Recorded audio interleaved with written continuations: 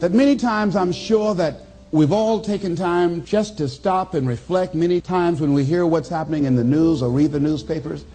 Where's all of this leading to? What's going on here?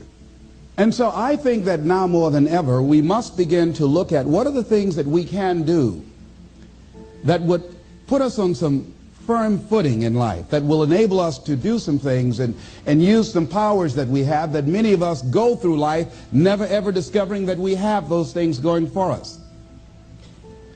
And part of that, I believe, is knowing what it is your life worth. What is it that gives your life a sense of meaning and purpose? Because once you find that, it puts you in your power place.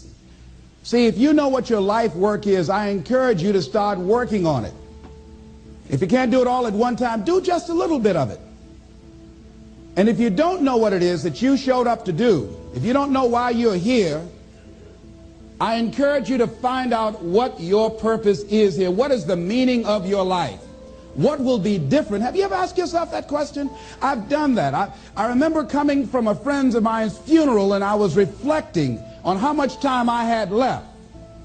And I went for a walk in a park thinking about this guy whose life was so promising. And I mean, he wasn't an old guy. He was quite young, in fact.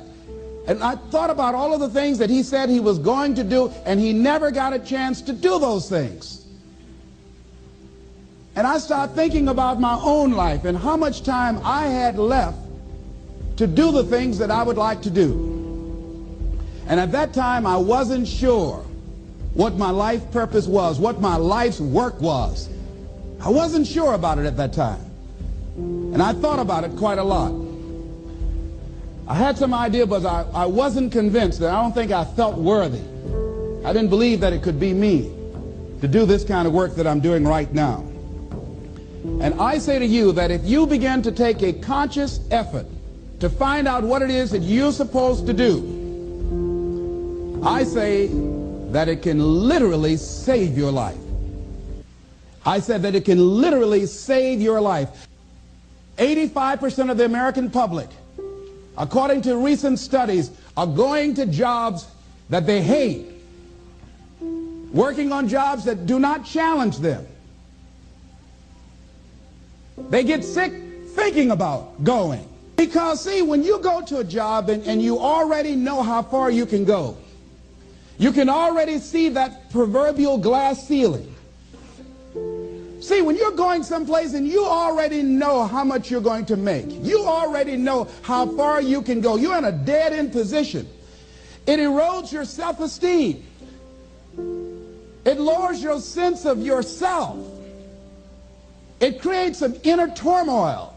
It creates an emptiness in you. So I say that your life is worth finding what it is that you're supposed to do. And I'm not saying quit your job. I'm saying find it and do just a little bit of it. Just start working at it just a little bit, but do find out what your work is and hold on to it, and don't let your dream go. Don't let it go. See, and here's something else I want you to begin to look at. Why is it that most people don't pursue their dreams or don't do better than what they're doing if they're capable of doing it? I think that many of us don't go the next step because we don't know what to do yet. And I say that the reason that we don't even explore the possibility of what to do is because subconsciously we don't believe that it can happen for us, and we don't believe that we deserve it. So here's what I'm suggesting. How much time do you spend working on you? How much time do you spend every day working on your dream? In the last 90 days, how many books have you read? In the last year, what new skill or knowledge have you acquired? What kind of investment have you made in you? So I'm saying that as you begin to look at where you want to go, if you want to make it today, and things are changing so fast you have to literally run to stand still, I'm saying that you've got to make some conscious effort to begin to work to develop you. Here's something else.